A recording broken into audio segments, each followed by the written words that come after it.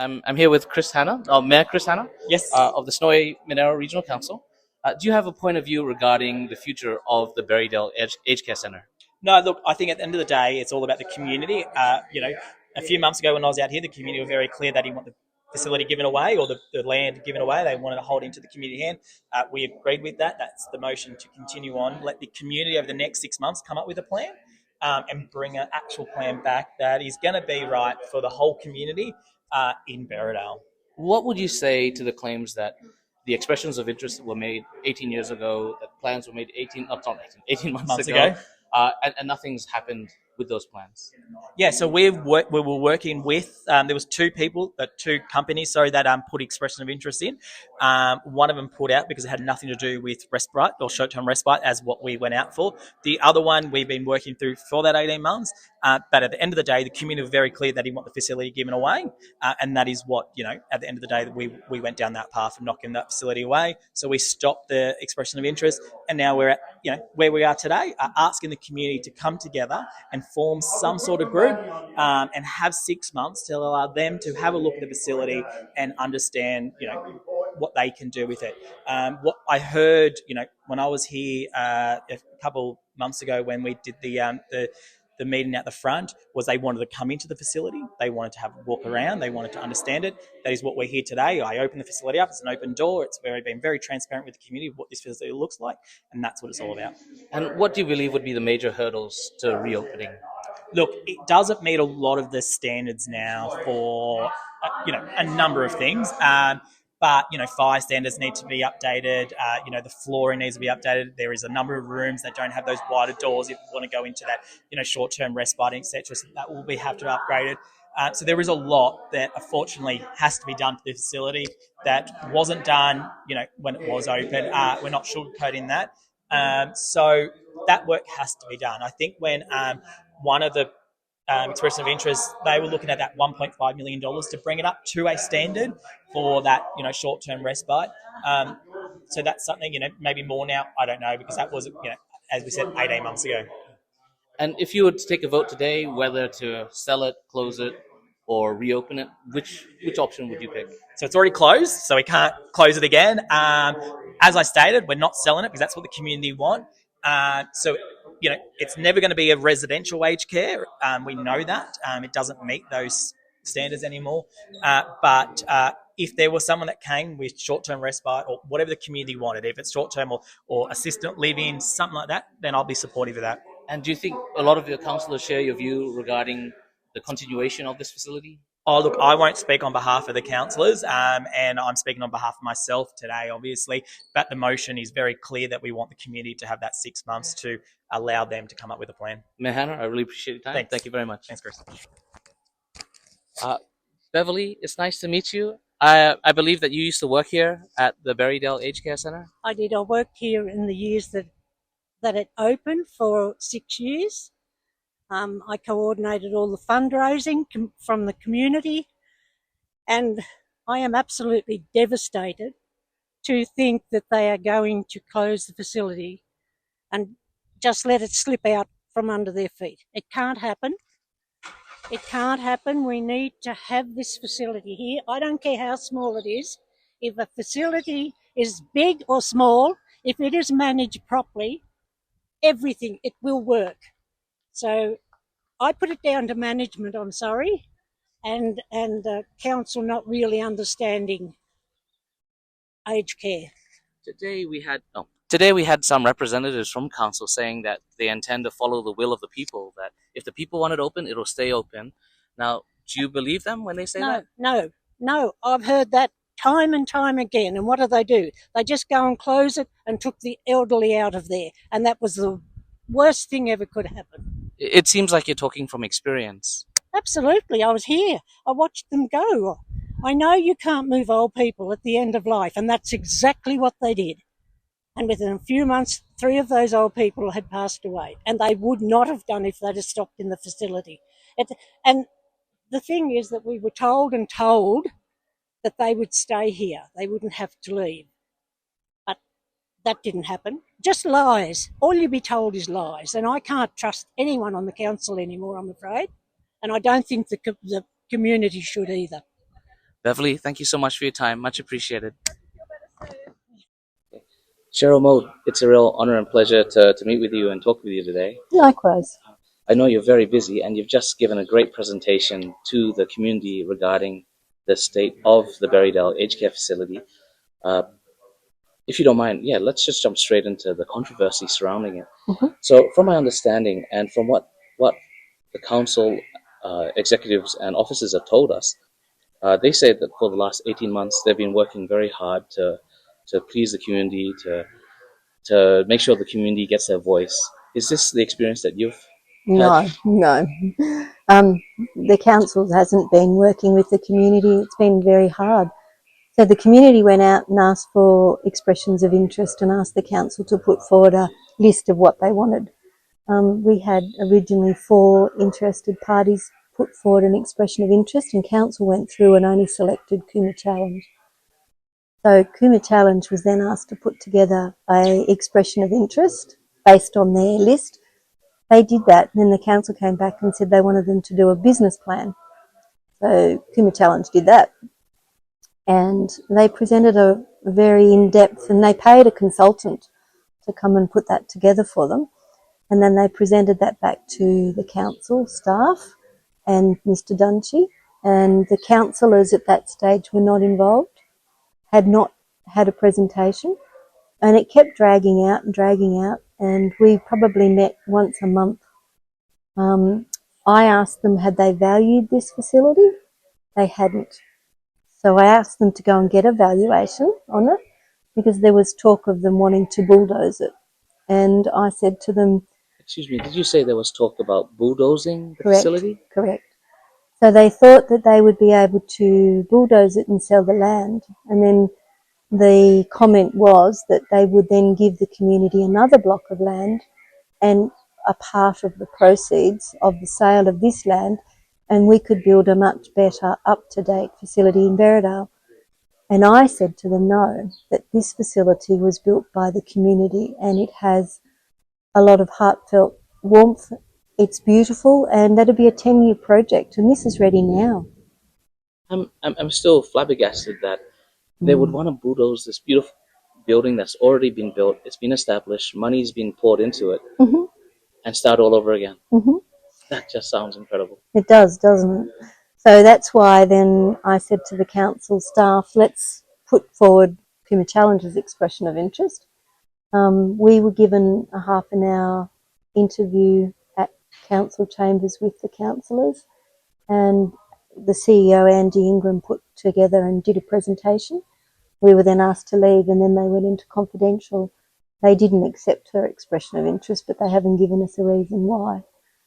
So, and that was 18 months ago? No, that only happened in October. We've been working for 18 months developing it, and it was only in the October council meeting that it was decided that council would overturn the motion, and they didn't allow for the expression of interest to proceed, and then they stopped the application to offer additional grant funding as well. That sounds incredible. And is it my understanding that council is the one in charge of applying for grants as well? Because this is a council-owned facility, I can apply, but I've got to send it to council and they've got to lodge it. I'm not allowed to lodge it. Many grants have come available, and even last week I gave them one for $3 million that's available as a not-for-profit, and it's specifically designed to restore infrastructure. If council did that, they have to do matching funds, and our council doesn't have matching funds available. So they said no, they wouldn't do that. But if the facility was with a not-for-profit, they don't have to have matching funds. So it's very difficult.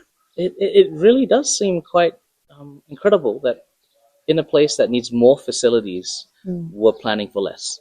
Totally. And don't get me wrong, Chris, council should never have been in aged care. It's not their core business. But when it was theirs, they ran this and Yulambie beautifully. It made money. It was viable, profitable. The previous person that was running this was just a lady, Mrs. Goodman. Astounding. And we won awards for one of the best facilities within the state here in Berridale. The 13 beds makes it very non-achievable, they said, not cost-effective, and the 13 beds doesn't pay for itself. And that was because the government changed the way they funded it. And I agree, but I argued a lot because the true expenses that were being put down for this facility were not this facility's expenses.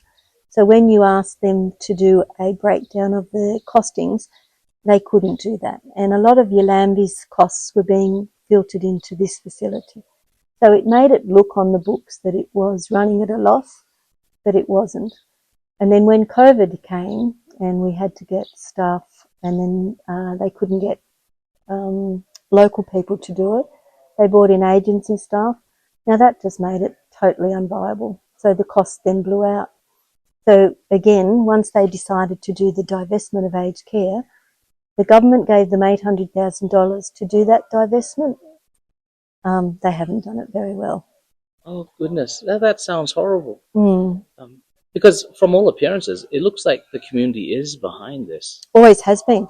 And the community donated and did the fundraising. People and families paid for a brick. So it was from the ground up. Just amazing. And they want to see it back operating. A lot of the people thought they'd be in here. So, yeah, it's a bit hard. And to think that it's just mismanagement that's Correct. really run this project into the ground, and then it's mismanagement that's delaying the project from getting back up. Correct. They keep making a lot of excuses.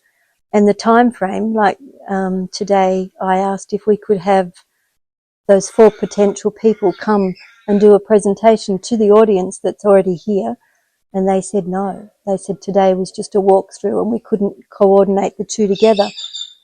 They told me we only had till the 28th of February to come back with some options, but they've now extended that out to the 31st of May. Why would they deny the entities that are interested in rebuilding this community from presenting today? Wouldn't it make sense? Well, I thought so, because I thought you've already then eliminated having another public meeting. Miss Vu said today was just purely for a walkthrough, which to me defeated the purpose of why the community's rallied. It seems like it's wasting a lot of people's time. Correct. And the community would have loved to have seen the entities make their proposals or their pitches. Well, it would have been perfect. 10 minutes for each one with questions and answers followed. And then what that did would have shown the people that were interested the passion behind the community as well. Do you fear perhaps that this project is already on railroads, that there is already an intention to do something? I know council's bottom line is sad. I know there's been a direction for council to sell off vacant land. I'm severely worried about the block next door, because if they do that, then that doesn't allow for whoever takes it over to expand, and then it does make it totally unviable. I need them to give a firm commitment that they will not sell the land, but I can't get them to do that. It was zoned community land. They changed that 18 months ago to operational land. They said that was so that they could lease the premise, but it also means that they can sell the premise. Wow, that's heartbreaking to think that the community's been behind this project for decades now. And just at a whim of a administration, we could lose it all. Totally, yeah. That's traumatic to hear. I suppose one of the problems that I've heard is that the plan that was designed 18 months ago wasn't solid enough to move forward on. Do you have any opinions on that? It was deemed as confidential. On my personal perspective, I thought it met the criteria of what the community was asking for. There was talk about the facility being gifted away, and the community said they didn't want that. They only wanted a 25-year lease.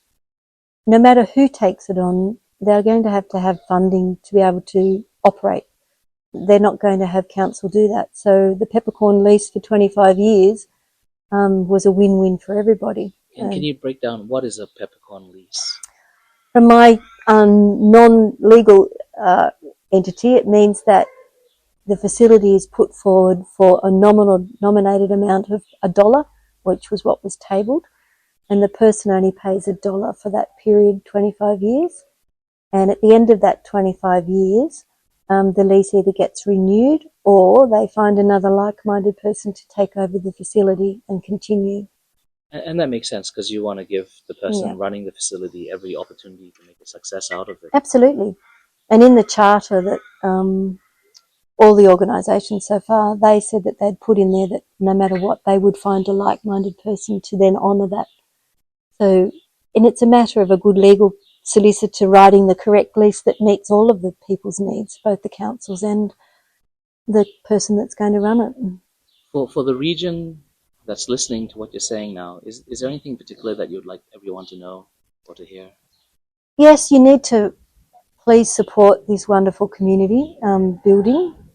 Without your support, it'll disappear. It's been too long empty. Our committee will continue, will go forward and try and find some solutions to get a person to take it on. The community's not going to walk away and then not support them. It'll just be the beginning of the next journey. So, how can they be active in supporting what you're trying to do? well, some people have already offered to offer money and do a bequest so that there's money coming forward because it's expensive to start to do this. I believe you'd need $1 million to be able to renovate this facility, and that's what we had as a grant, and that was costed out. So by the time we carpeted, repainted, upgraded the solar system, looked at the wiring, the bedrooms that are currently here in the front part, the doors aren't wide enough into the bathroom for wheelchairs, so if wheelchair people coming in, there's modifications. The back facility is a newer facility, so it's already ready for use. The laneway at the front here, if they sell off the land, then they'll have to rezone that driveway to be dual occupancy. We have the facility behind us, which is the Berry Trust. It allows expansion. One of the community members came forward this afternoon and said they've got a block of land up the back here that they would be interested in offering for sale if we were to attract a bigger organisation that wants to grow it. So that's the sort of support we're looking for, isn't it? Oh, that's wonderful. That's really great that the community's already pushing behind us. Yep. And I suppose if you had a magic wand and you could do anything today in regards to the aged care centre, what would you do? I would set up a not-for-profit trust, and I would put the facility out of the council's hands and put it into the trust. And then I would then upgrade it, have it fit for purpose and opened in the next 6 months, because that's what needs to happen. And I'd honour to undertake what the community's asked to do. Wow. That really resonates with me. I was doing an interview not so long ago with someone regarding the Ulambi Centre. Yeah. And they said one of the most painful things was when the council gave it away, I believe to another agency, and that was after their family had donated significant amounts of time, money, resources into building that facility. Yes. And so she had said that she would feel very hesitant trying to donate to an aged care centre now that was run by the council because of those reasons. Well, when we ran fundraising here, we had the thermometer out the front, and every time we'd reach a milestone, it was recorded. And I had a couple of elderly people only phone this week and said if the council was to sell it, did they give them back the money that they'd contributed? Because that was their question. And I don't know the answer to that legally. It's a good question to have someone explore, because if it was a donation and a gift, I don't know where that leaves the council. Oh, I see that this puts you in a real difficult position as well. Yeah. Because here you are trying to do something really good. You're forced to work with a bureaucracy that's not always conducive towards quick progress. No, my disappointment in all of it is the lack of respect. When it was being operated as Snowy River Hostel, the last 6 patients that were in here were moved off without much consideration, and the families that were here were broken-hearted. I think there's only 2 left now, and the others passed away because they were moved. They thought this of as their home long term. So I hope you don't mind.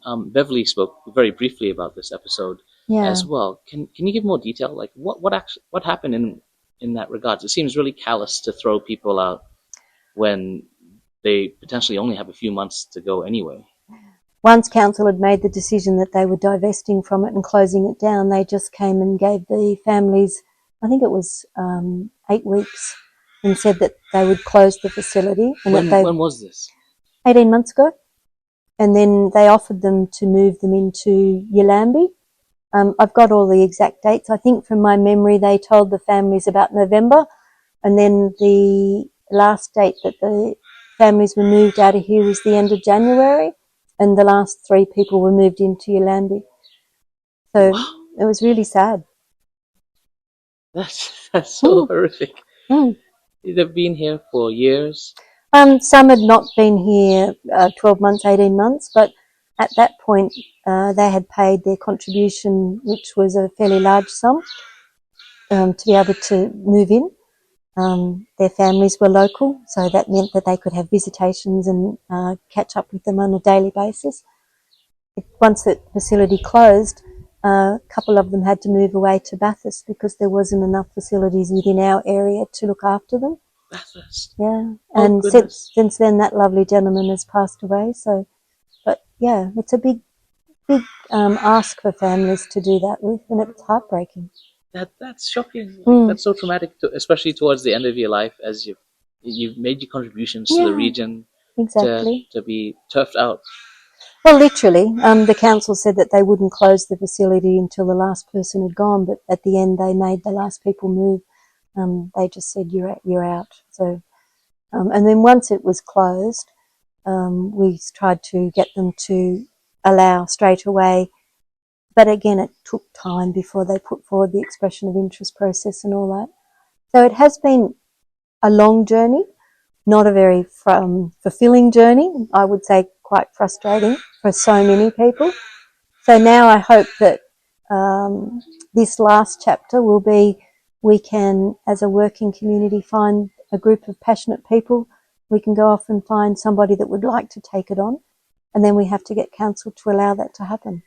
Well, I know you're short on time, but I just want to say thank you so much for being so brave and for fighting for the weakest ones in our community and the ones that need us the most in our community. And the ones that we admire so much, Chris, they're the people that made this facility for us to have today. And I can see it's been a thankless job as well. And you don't need thanks when you're passionate about looking after what communities put forward. I think we need more people like that now than we do people that are selfish. And you're giving so much of your time and your energy towards this project. We have a lovely committee, a lot of people involved, so it's not just me. Thank you again, Cheryl. I hope we can meet again. And you've given me a lot more information than I could process in this one talk. So I hope I'll get to talk to you again soon with better questions. With pleasure. Thank you, Cheryl. Thank you.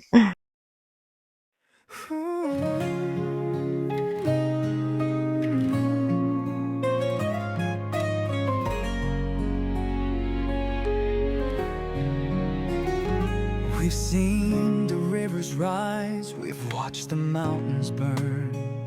Through the darkest nights, we've stood, we've learned. They tried to break us down, but we're still here. With hearts of steel, we've made it clear. Peter fights for those without a say. Rolling Kylie, Doug won't walk away. They face the heat, they've stood their ground. Now the tide is turning, hear the sound. It's our home, it's our fight. We stand as one, we'll make it right. We face the flood, the fire, the strain. Independence rise, we'll break their chain.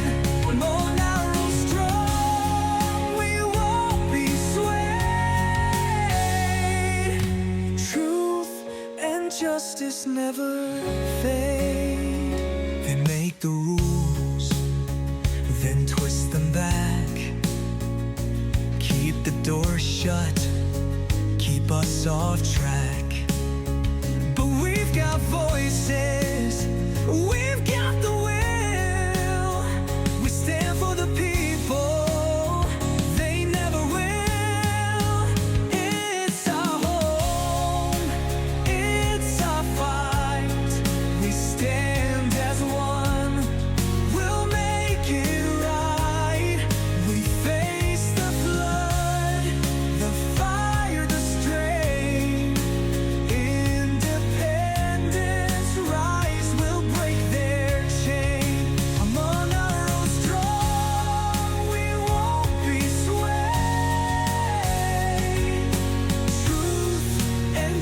justice never fades. No backroom deals, no ties of gold. The truth's worth more than what's been sold. With every voice, with every stand, we take our power back hand in hand, hand in hand. It's our home, it's our fight. We stand as one, we'll make it right. We face the flood, the fire, the strain.